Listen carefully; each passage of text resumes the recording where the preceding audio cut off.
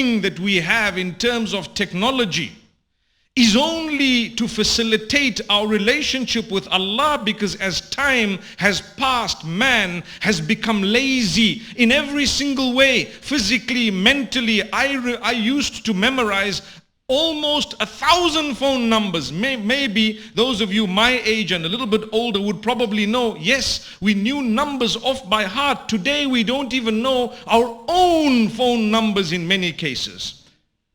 I was in Mecca last week, Medina.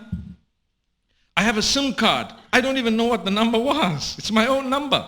But guess what? I had the same one last time I visited. I still don't know what the number is. But I know I got to quickly check it and send the contact. What's your number? I say, I'll send it to you. I send it in the form of a contact, not in the form of a number. And you save it without looking at the number, but just as a contact, right? And then you send me a message without looking at the number, it's saved as a name. What happened?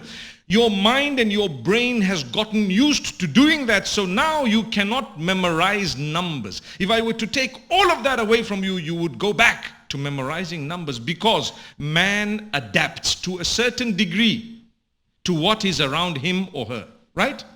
May Allah Almighty grant us goodness.